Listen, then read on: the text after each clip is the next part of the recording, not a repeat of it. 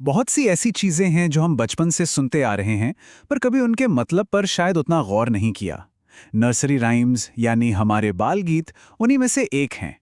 ये छोटी छोटी सरल सी कविताएं लगती हैं, लेकिन इनके अंदर पूरी एक संस्कृति, पूरी एक कहानी छिपी होती है। तो आज चलिए इन्हीं कहानियों के संसार में उतरते हैं। तो एक सवाल है।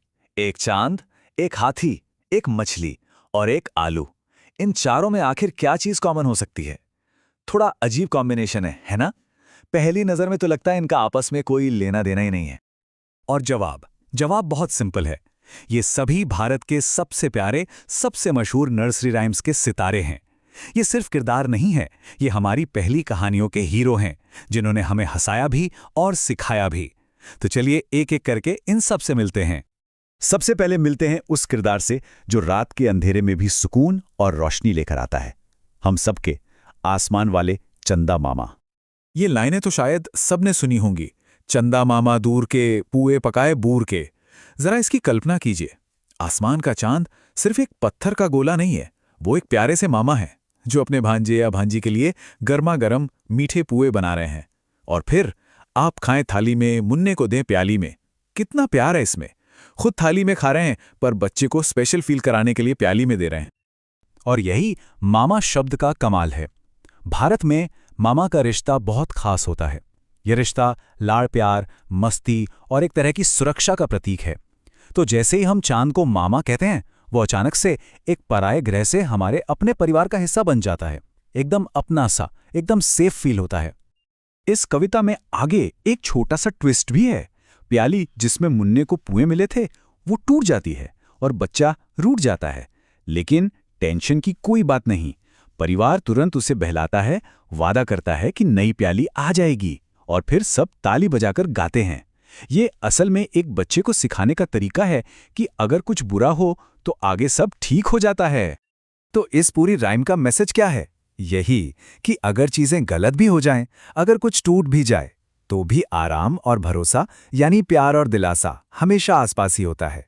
छोटी सी बात है, पर बहुत गहरा सबक है। अच्छा, तो चंदा मामा की शांत और मीठी दुनिया से अब चलते हैं एकदम धूम धड़ाके वाली महफिल में। स्वागत कीजिए हमारे अगले और शायद सबसे वजनदार मेहमान का, हाथी राजा। इस राइम की शुरुआत ही इतनी प्यारी है। मेरे घर भी आओ ना, हलवा पूड़ी खाओ ना। ये लाइनें भारतीय मेहमान नवाजी की रूह को पकड़ती हैं। एक बच्चे का दिल देखिए, जो इतने बड़े हाथी को भी अपने घर बुला रहा है, वो भी हलवा पूड़ी खाने। ये सिखाता है कि मेहमान कोई भी हो, दिल बड़ा होना चाहिए। और फिर शुरू होता है असली मजा। बच्चे ने हाथी राजा को घर तो बुला लिया और आओ भगत में बैठने के लिए कुर्सी भी दे दी। अब सोचिए, एक हाथी और एक कुर्सी, आगे क्या हुआ होगा? कुर्सी बोली चटर पटर। जाहिर है, एक मामूली सी कुर्सी इतने विशाल मेहमान का बोझ कैसे उठाती?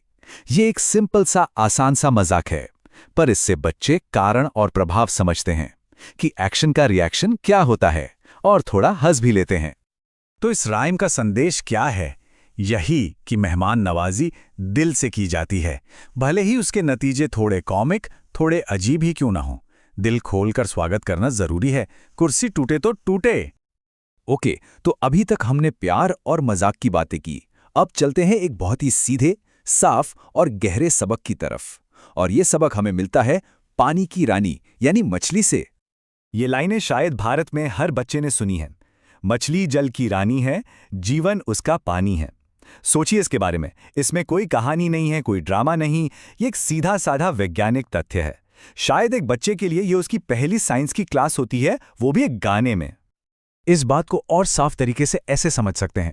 पानी में जीवन उसका पानी है, लेकिन पानी से बाहर बाहर निकालो तो मर जाएगी। कितना क्लियर है। एक जीव और उसके पर्यावरण के बीच का जो जरूरी रिश्ता है, उससे बेहतर शायद ही कोई समझा सकता है। इतना सिंपल और उतना ही गहरा। तो इस छोटी सी राइम का पाठ बहुत बड़ा है। ये प्रकृति के बारे में एक ऐसा सबक है जिसे भुलाया नहीं जा सकता। ये हमें सिखाती है कि हर जीव की अपनी एक जगह है, अपना एक घर है, और हमें उसकी इज्जत करनी चाहिए। ये पर्यावरण और सम्मान का एक बुनियादी सबक है। चलिए अब मिलते हैं अपने आखिरी स्टार से। ये थोड़े शरारती हैं और एक पूरे पारिवारिक ड्रामे के सेंटर पॉइंट हैं। पेश हैं आलू कचालू। ये राइम शुरू ही एक सवाल से होती है, जैसे कोई परेशान माँ बाप पूछ रहे हों, आलू कचालू बेटा कहाँ गए थे? और इस एक सवाल से हम सब उस गुमशुदा आलू की तलाश में जुड़ जाते हैं। और फिर पता चलता है कि वो तो बैंगन की टोकरी में सो रहे थे। फिर बैंगन ने लात मारी, रो रहे थे। लेकिन फिर देखिए परिवार कैसे काम करता है। मम्मी ने प्यार किया, हंस रहे थे। पापा ने पैसे दिए, नाच रहे थे। भैया ने लड्डू दिए, खा रहे थे। हर कोई आकर उसे मना लेता है। तो असल में ये राइम एक छोटे से भारतीय परिवार का स्नैपशॉट है। इसमें शरारत है, उसके बाद थोड़ी डांट है और फिर ढेर सारा प्यार और दुलार। ये पूरा चक्र एक बच्चे को समझाता है कि गलती करने पर थोड़ी परेशानी होती है, पर अंत में परिवार का प्यार और सपोर्ट सब ठीक कर देता है। तो चंदा मामा, हाथी राजा, मछली और आलू कचालू, चारों से हम मिल लिए। सबकी कहानी अलग है, सबका अंदाज अलग है, लेकिन इन सब अलग अलग कहानियों में कुछ ऐसे धागे हैं जो इन सबको आपस में जोड़ते हैं।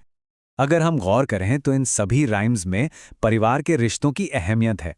प्रकृति के लिए एक बुनियादी सम्मान है। अपने कामों के क्या परिणाम होते हैं इसकी समझ है। और खाने और प्यार जैसी सिंपल चीज़ों से मिलने वाला सुकून है।